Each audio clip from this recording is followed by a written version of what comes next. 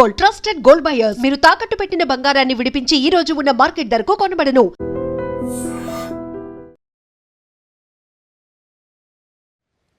అతివేగం మరో ఘోరమైన దుర్ఘటనకు కారణమైంది. అదుపు తప్పి లోయలో పడిన బస్సు ప్రమాద ఘటనలో ఇప్పటికే 15 మంది వరకు మృతి చెందినట్లుగా సమాచారం అందుతోంది.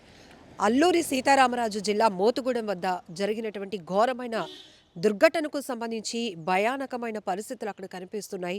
చెల్లా చెదురుగా పడి ఉన్న మృతదేహాలను చూస్తేనే ప్రతి ఒక్కరికి కూడా ఒళ్ళు గగుర్పాటుకు గురవుతోంది. ఒక్కసారిగా ఈ ప్రమాదం జరిగిన సమాచారం అందిన వెంటనే కూడా స్థానికులు కూడా హుటాహుటిన పోలీసులు కూడా అక్కడికి చేరుకుని రెస్క్యూ కొనసాగించారు. ఆ బస్సులో లోయలో పడినటువంటి బస్సులో ఇరుక్కుపోయినటువంటి మృతదేహాలను బయటికి వెలికి తీయడం కూడా చాలా కష్టతరమవుతుంది. అంతకన్నా ముందే ఇంకా అందులో ఆ బస్సులో 30 మంది ప్రయాణికులు మొత్తంగా ఉన్నట్టు తెలుస్తోంది. కాబట్టి క్షతగాత్రులను హుటాహుటిన రెస్క్యూ చేసి స్థానికంగా ఉన్న హాస్పిటల్స్కు తరలించి మెరుగైన వైద్య సహాయం అందిస్తున్నారు. ఇక్కడ మనం చూడొచ్చు భద్రాచలం నుంచి స్వామివారి దర్శనం ముగించుకున్న తర్వాత వీరు తీర్థయాత్రలుగా ప్రయాణమవుతున్నారు. అన్నవరంకి వస్తూ ఉన్న సమయంలోనే అల్లూరి జిల్లా మోతుగూడెం వద్ద ఈ ప్రమాదానికి గురైంది. ఘాట్ రోడ్లో జరిగినటువంటి ప్రమాదం వల్ల ఒక్కసారిగా అతి వేగమే ప్రమాదానికి కారణంగా కూడా తెలుస్తోంది. పల్టీలు కొట్టినటువంటి బస్సు ఆ కొండ పైనుంచి అలా పల్టీలు కొడుతూ కిందకు దొర్లుకుంటూ వచ్చేసింది. అంటే ఒక బస్సే ఆ స్థాయిలో ఉంటే అందులో ఉన్న మనుషుల పరిస్థితి ఎలా ఉండుంటుందో మనమందరం ఊహించవచ్చు. ఆ ఊహే చాలా కష్టంగా ఉంటుంది. ఎందుకంటే చెల్లా చెదురుగా పడి ఉన్న మృతదేహాలు, క్షతగాత్రులు కాపాడండి అంటూ పెడుతున్నటువంటి కేకలు ఇవన్నీ కూడా భయానకమైన పరిస్థితులను తలపిస్తున్నాయి. హుటాహుటిన క్షతగాత్రులకు మెరుగైన ట్రీట్మెంట్ అందించాలని ఇప్పటికే ఆంధ్రప్రదేశ్ సర్కారు కూడా ఆదేశాలు ఇచ్చింది. ఇక్కడ మనం చూడొచ్చు, విజువల్స్ చూస్తుంటేనే చాలా డిస్టర్బింగ్గా అనిపిస్తోంది. ఎవరు తట్టుకోలేరు. ఎందుకంటే ఈ మధ్య తరచుగా జరుగుతున్న ప్రమాదాలు మాత్రం ఎంతో మంది ప్రాణాలు తీసేస్తున్నాయి. పదుల సంఖ్యలో మృతుల సంఖ్య ఉండటం మరింత బాధాకరమని చెప్పాలి. వీరందరూ కూడా చిత్తూరు జిల్లాకు చెందినటువంటి ట్రావెల్ బస్గా తెలుస్తోంది. సో వేరియర్స్ అంటే డిఫరెంట్ ప్రాంతాల నుంచి ఉన్నటువంటి భక్తులుగా కూడా తెలుస్తోంది. తీర్థ యాత్రల కోసం ఈ ప్రైవేట్ ట్రావెల్ బస్సును వీరంతా బుక్ చేసుకున్నారు. ఒక్కసారి డీటెయిల్గా వెళ్తే గనక చిత్తూరు జిల్లాకు చెందినటువంటి శ్రీ విఘ్నేశ్వర ట్రావెల్స్ను అయితే వీళ్ళు బుక్ చేసుకున్నారు. ఆ బస్సు నెంబర్ కూడా AP39UM6543.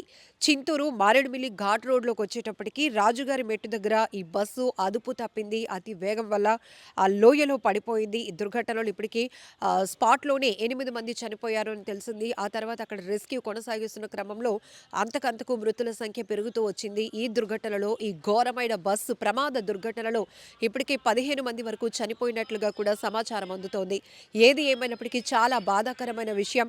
ఈ కుటుంబాలు ఒక్కొక్కరు కూడా అల్లాడిపోతున్నారు. ఒక్కొక్కరు పరుగును పెడుతున్నారు. ఎందుకంటే తీర్థయాత్రలకు వెళ్ళిన వాళ్ళు ఇలా హఠాత్ మరణం, ఇలా ప్రమాదంకి గురై ప్రాణాలు పోగొట్టుకోవడం అనేది ప్రతి ఒక్కరిని కూడా తీవ్రంగా కలిచివేస్తోంది. అయితే ఇప్పటికే ఆ బస్సులోనే ప్రయాణిస్తూ చిన్న చిన్న గాయాలతో బయటపడిన వారు మాత్రం వాళ్ళ ఏడుపులు, పెడబొబ్బులు చూస్తుంటే మాత్రం అసలు అక్కడ ఎలాంటి పరిస్థితులు కనిపిస్తున్నాయో మీరు దృశ్యాల్లో, విజువల్స్లో కూడా మీరు అబ్జర్వ్ చేయొచ్చు.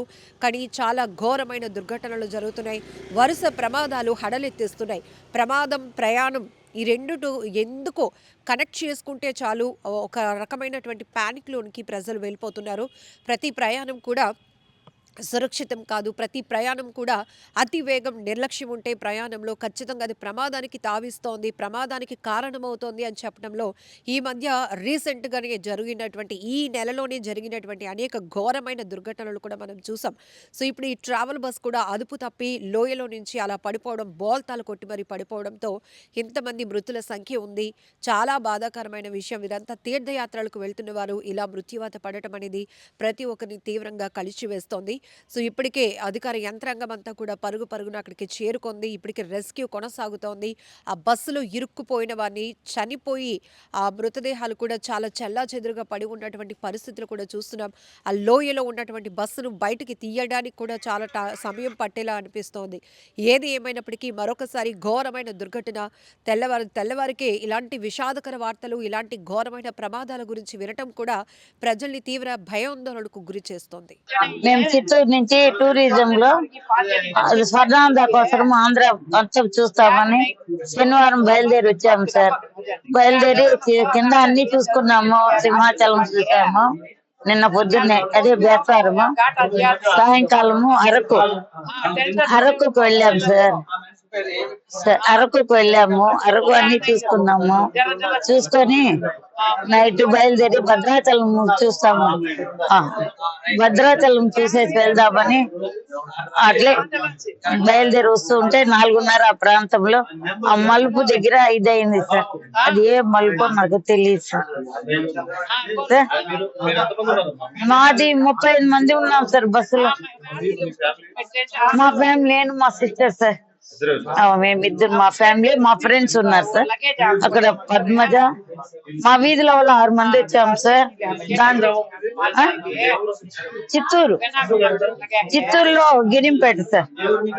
గిరింపేట ఓల్డ్ కలెక్టర్ ఆఫీస్ దగ్గర.